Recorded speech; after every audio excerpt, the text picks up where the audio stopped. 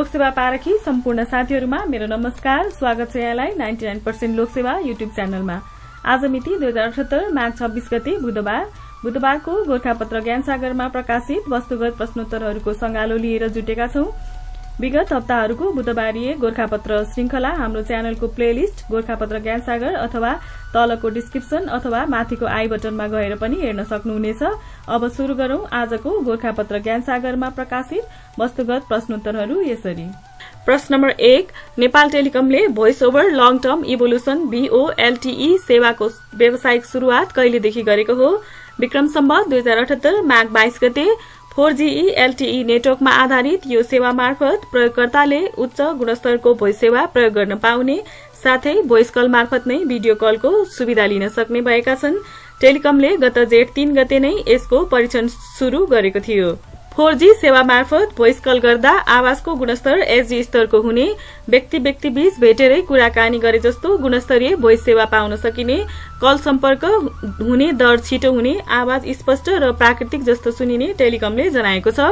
टेलिकमका अनुसार VOLTE सेवा लिन 800 र 1800 मेगाहर्ज ब्यान्डको फ्रिक्वेन्सी सपोर्ट गर्ने मोबाइल हुनुपर्ने।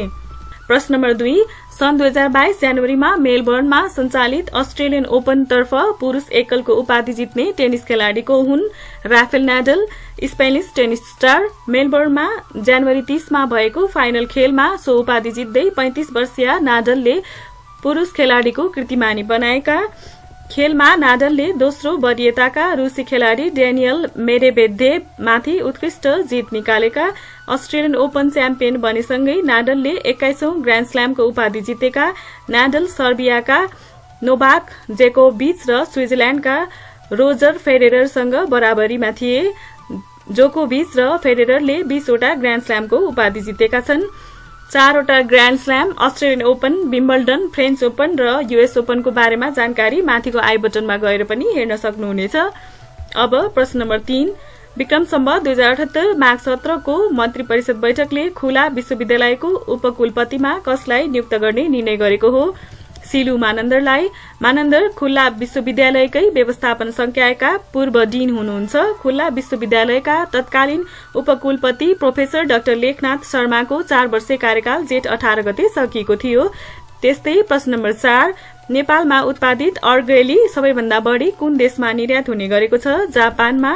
अर्गेलीबाट उच्च स्तरको कागज बनाउन सकिने, यसबाट बनाइएको मुद्रा बलियो र पानीमा भिजाउँदा समेत केही नहुने। जापानी मुद्रा ऐन बनाउन जापानले यस आयात गर्ने गरेको।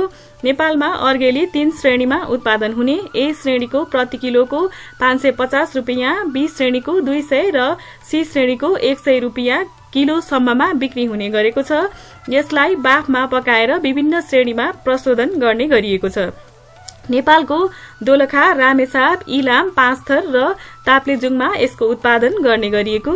त्यस्तै प्रश्न नम्बर 5, विश्वकै अग्लो स्थानमा छायाङ्कन गरेर Guinness book of old records कायम गर्न सफल म्युजिक भिडियो कुन हो?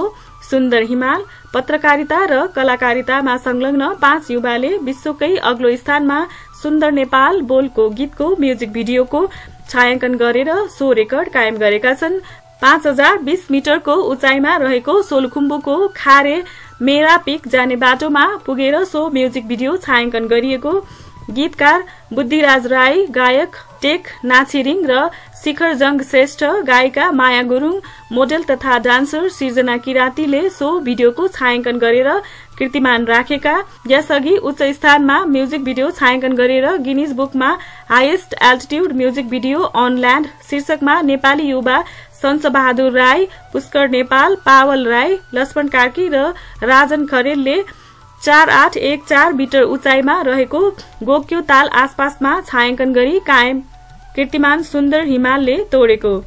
प्रश्न नम्बर 6, नेपालमा शहीद दिवस कहिले मनाइन्छ? माघ 16 गते। प्रजातन्त्र स्थापना एवं पुनर्स्थापना तथा विभिन्न कालखण्डका स्वतन्त्रताका लागि जीवन आहुति दिने शहीदको सम्झनामा विविध कार्यक्रम गरी हरेक वर्ष माघ 16 का दिन शहीद दिवस मनाउने गरिएको छ। त्यस्तै माघ 10 देखि माघ 16 गतेसम्म विभिन्न कार्यक्रमका साथ शहीद सप्ताह मनाइँदै आइएको छ। प्रश्न नम्बर 7, विन्टर ओलम्पिक 2022 को आयोजक राष्ट्र कुन हो? चीन। मिति 2022 फेब्रुअरी 4 देखि 20 सम्म। खेलाडी 2871 जना, पुरुषतर्फ 1581 र महिलातर्फ 1290 जना रहेका। त्यस्तै सहभागी राष्ट्र भने 91 वटा रहेका छन्। संलग्न खेल संख्या 7, इभेन्ट्स 109। अमेरिका, बेलायत, अस्ट्रेलिया र क्यानाडाले बेजिङ ओलम्पिकमा आफ्ना खेलाडी पठाए पनि कूटनीतिक बहिष्कार घोषणा नगरे पनि जापानले यो ओलम्पिकमा कुनै पनि उच्च अधिकारी नपठाएको। शीत र ग्रीष्मकालीन ओलम्पिक खेलकुद आयोजना गर्ने बेजिङ एक्लो शहर बन्न पुगेको छ। यसको motto together for a shared future रहेको छ। प्रश्न नम्बर 8, बाघ संरक्षणमा उत्कृष्ट कार्य गरे बापत अन्तर्राष्ट्रिय संरक्षण पुरस्कार प्राप्त गर्ने नेपालको राष्ट्रिय निकुञ्ज कुन हो? बर्दिया राष्ट्रिय निकुञ्ज। विश्वमै दुर्लभ मानिएको पाटे बाघको संरक्षण गर्दै बाघको संख्या दोब्बर वृद्धि गरेको भन्दै सो निकुञ्ज पुरस्कृत भएको छ।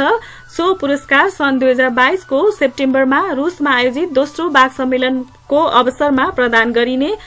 संयुक्त राष्ट्र संघीय विकास कार्यक्रम, विश्व वन्यजन्तु संरक्षण कोष लगायतका विश्वभर संरक्षणका क्षेत्रमा काम गर्ने 9 वटा अन्तर्राष्ट्रिय संस्थाको समूहले बर्दिया राष्ट्रिय निकुञ्जलाई सो पुरस्कार प्रदान गरेको। सन् 2009 मा बर्दियामा बाघको संख्या 18 थियो भने सन् 2018 को बाघको गणनामा 87 वटा बाघ रेकर्ड गरिएका थिए।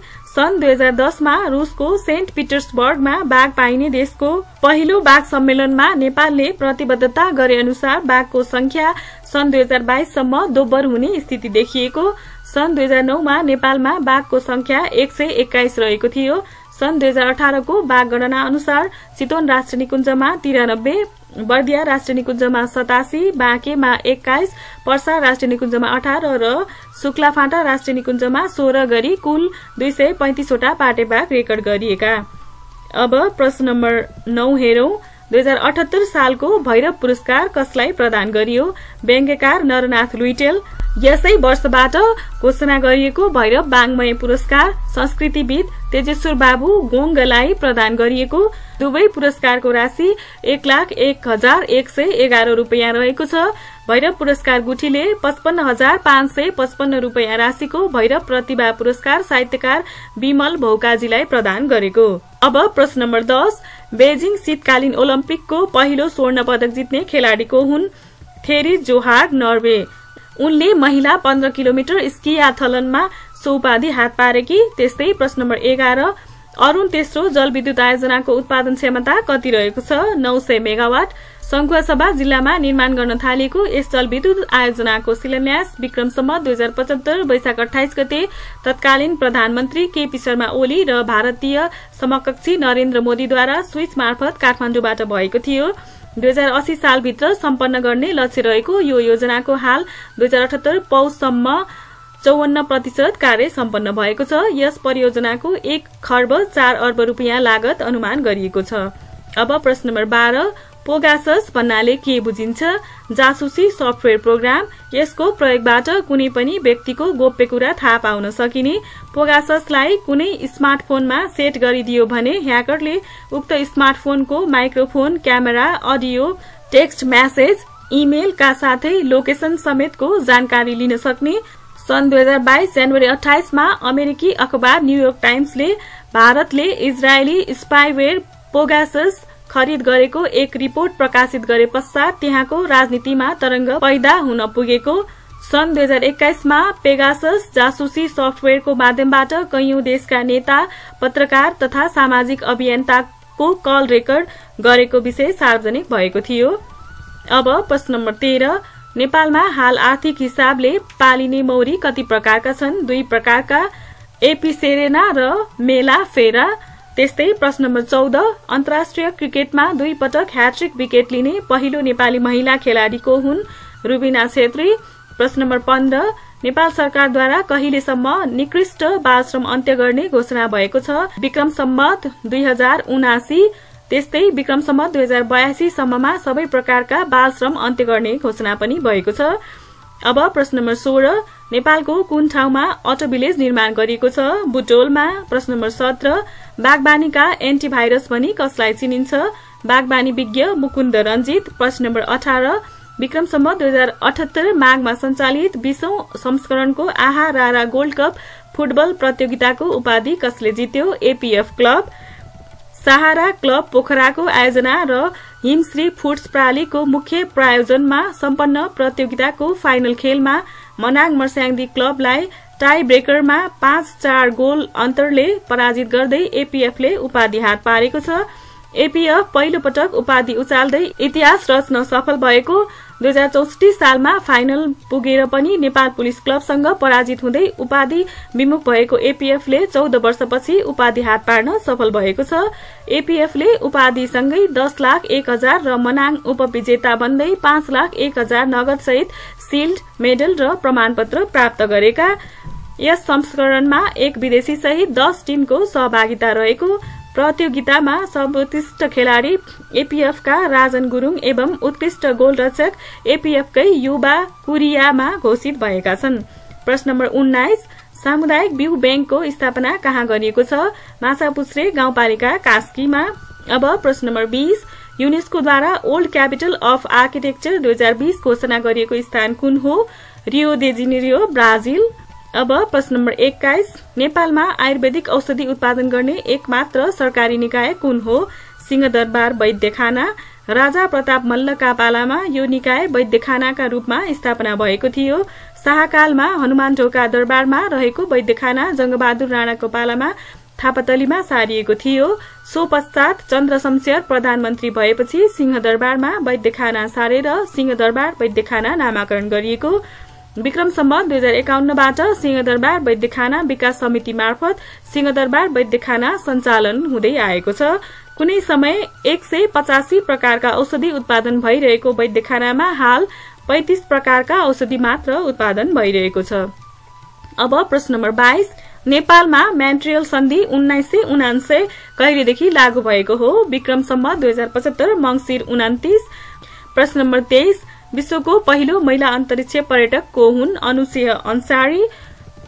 प्रश्न नम्बर 24 युरोपेली संघको सर्वोच्च अंग कुन हो? युरोपेली परिषद। प्रस्तुतकर्ता टंक केसी भन्दै आजको गोरखापत्र ज्ञानसागरमा प्रकाशित वस्तुगत प्रश्नोत्तरहरूको संगालो यही समाप्त हुन्छ।